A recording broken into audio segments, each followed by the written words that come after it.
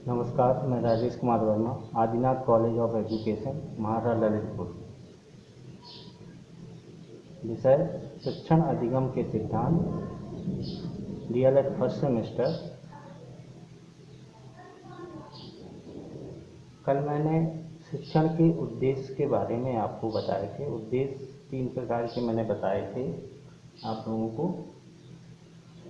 एक था ज्ञानात्मक, नंबर दूसरा भावनात्मक उद्देश्य और तीसरा कौशलात्मक उद्देश्य।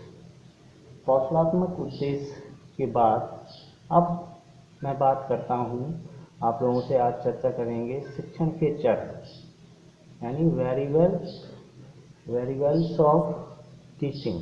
टीचिंग के क्या क्या चर होते हैं। शिक्षण प्रक्रिया में 3 प्रकार के चरों की व्याख्या की गई है या बताया गया है। नंबर 1 है स्वतंत्र चर, नंबर दूसरा आश्रित चर, नंबर तीसरा है हस्तक्षेप चर।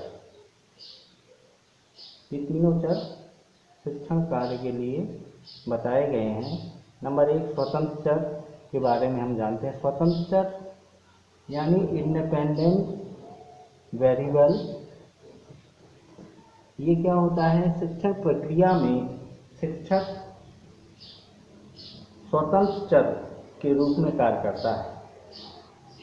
वह छात्रों को अधिगम अनुभव प्रदान करने के लिए विभिन्न प्रकार के कार्य करता है।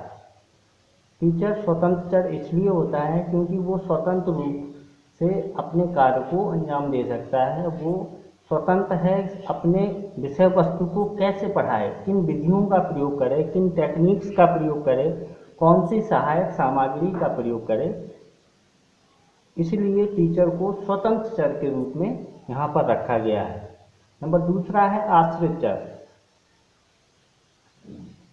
डिपेंडेंट वेरिएबल यानी आश्रित चर। आश्रित चर से तात्पर्य यह है कि शिक्षण प्रक्रिया में छात्र को आश्रित चर की संज्ञा दी गई है, क्योंकि शिक्षण प्रक्रिया में नियोजित व्यवस्था व प्रस्तुतिकरण के अनुसार ही उसे सक्रिय रूप से कार्य करना पड़ता है। सक्रिय रूप से कार्य करना पड़ता है। इसका तात्पर्य यह है कि शिक्षण प्रक्रिया में जो भी व्यवस्था बनाई जाती है, टीचर द्वारा जो भी व्यवस्थाएं बनाई जाती हैं, जो प्रस्तुतिकरण उनके द्वारा दिया जाता है, उस पाठ्यक्रम के अनुसार उन्हें सक्रिय कार्य करना होता है। जो टीचर उन्हें वर्क देगा, सीखने के लिए जो कहेगा वो सीखेगा वो, या फिर विद्यार्थियों की किसमें रुचि ज़्यादा है उस हिसाब से टीचर उनको पढ़ाएगा। यानी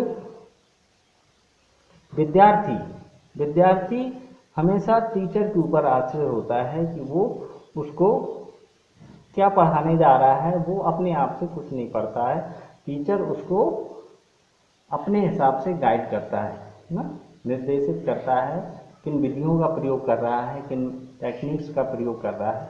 इसलिए उसको आश्रित चर के रूप में रखा गया है। नंबर तीसरा है हस्तक्षेप चर। नंबर तीसरा हस्तक्षेप चर शिक्षण प्रक्रिया में पाठ्य वस्तु, शिक्षण विधियां, शिक्षण युक्तियां तथा शिक्षण रचनाएं आदि हस्तक्षेप चर के वर्ग में आती हैं। ये सभी चर शिक्षण प्रक्रिया में हस्तक्षेप करते हैं। ये सभी चर मिलकर शिक्षण प्रक्रिया को पूर्ण बनाने का प्रयास करते हैं।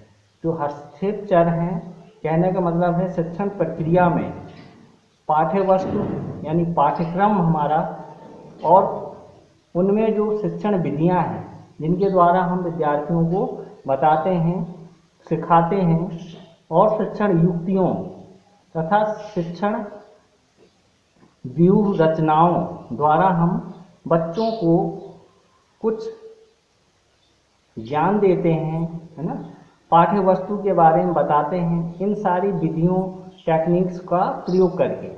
इसलिए इसको हस्तक्षेप चर कहा गया है। अच्छा, हस्तक्षेप चर के कुछ कार्य होते हैं, इनके बारे में मैं शॉर्ट रूप में आपको बता दे रहा हूँ। ठीक है, हस्तक्षेप चर के कार्यों के बारे में। शिक्षण प्रक्रिया में शिक्षण तथा छात्र हस्तक्षेप चर के माध्यम से निम्नलिखित कार्य करते हैं। नंबर 1 है, क्या कार्य करते हैं? निदानात्मक क्रियाएं या कार्य। नंबर 2 है उपचारात्मक कार्य या क्रियाएं। नंबर 3 है मूल्यांकन संबंधी क्रियाएं या कार्य। ये 3 प्रकार के क्रियाएं या कार्य शिक्षक और छात्र मिलकर करते हैं। निदानात्मक क्रियाओं में क्या करते हैं? निदानात्मक क्रियाओं में शिक्षक इस बात का निदान करता है कि छात्र ने क्या क्या सीखा है और क्या क्या उसे आना चाहिए। इस प्रकार शिक्षक का प्रमुख उद्देश्य है छात्रों को नया ज्ञान प्रदान करना। नया ज्ञान प्रदान करने के लिए शिक्षक बहुत प्रकार के कार्य करता है। अच्छा, दूसरा है उपचारात्मक कार्य में जब निदान के माध्यम से हमें जो लक्षण, स्तर अथवा कमियां शिक्षक को मालूम चलती हैं छात्रों के बारे में कि छात्रों में कहाँ कमियां हैं, उन पर नियंत्रण रखने तथा उनका उपचार करने का कार्य भी शिक्षक का ही है। शिक्षक अच्छे उपचार करने के लिए अनेक युक्तियां, विधियों का प्रयोग वो अपने शिक्षण कार्य में करता है, जिससे छात्रों की प्रकृति, पूर्व ज्ञान आदि को ध्यान में रखते हुए अपने शिक्षण कार्य को आगे बढ़ाता है। उपचारात्मक कार्यों के द्वारा शिक्षक अपने शिक्षण के उद्देश्यों को प्राप्त करने का प्रयास करता है। लास्ट इसमें कुछ मुख्य तत्व होते हैं, जैसे अपने शिक्षण कार्य में शिक्षक क्या कार्य करता है, उपचारात्मक कार्य करने के लिए क्या क्या कार्य करता है। नंबर 1, वो शिक्षण कौशल का प्रयोग करके शिक्षण कार्य अपना प्रभावी बना सकता है।